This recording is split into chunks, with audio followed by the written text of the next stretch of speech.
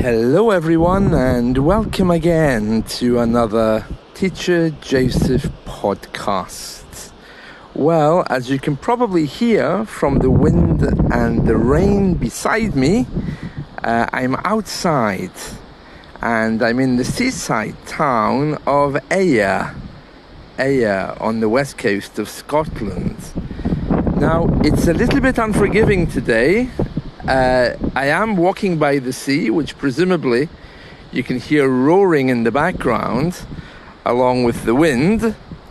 And I'm recording this podcast just to describe to you what I'm seeing. The sea is coming in very fast, and I think we're just past a new moon according to my moon app. So I'm not sure if that's got anything to do with the rising tide, but it's certainly huge, that's for sure. And it's coming closer and closer. Now, Ayr is one of these seaside towns, and as you probably know, seaside towns are always high maintenance.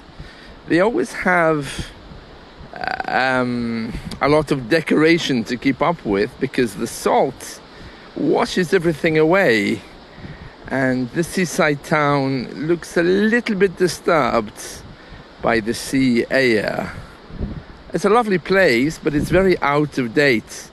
I mean, I walked down here, I passed Pirate Pete, fun for all the family, but somebody needs to tell Pete that it's pouring of rain, there's no kids around, and this place is only really for older people now who've retired here, a few of them famous according to the local media.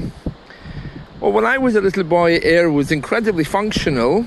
It was still keeping up with the times. In fact, in the 80s, it launched a brand new radio station, which around 5 or 6 years ago was shut down and bought over by a neighbouring one.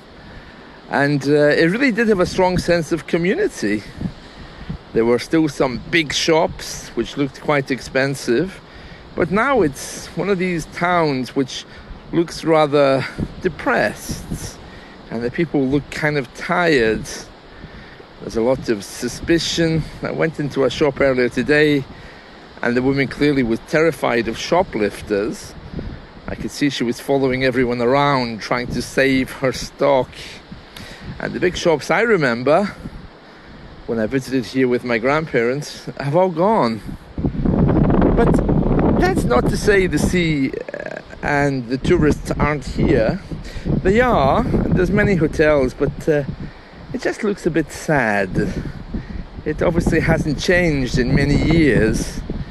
Some of its place names are French to try to make it seem more attractive. And like all up and down the west coast, there's also cranes and memories of where there used to be work, or even boats coming in and out, but that's all long gone too. Actually, I remember coming here when I was a kid to the fish markets with my parents, and they would wait for the fish to fall through a door in the roof, and everyone would rush to get their fish. I don't I don't really understand that. I mean, now we just go to the supermarket. We don't need to go to a fish market. Okay, so let me just describe what I see. The sea seems to be reaching out, as I can't see anything beyond what's currently happening. It's raining at the same time. I can see in the distance a little lighthouse.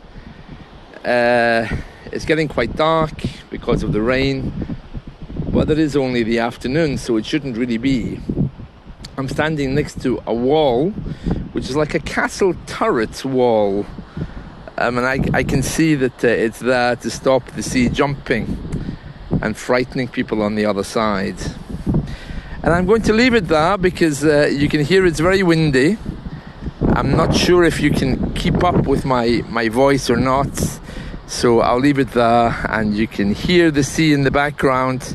I wish you all a wonderful day ahead. I'll be at Ayr Flower Show tomorrow, so there'll be a transcript and podcast coming your way from the flower show, which promises to be very beautiful But again, it's something for older people. It's not something which younger people, I think, would like. There we are, and that's it from me. So all the best. Bye for now, and I'll be with you again tomorrow. Goodbye.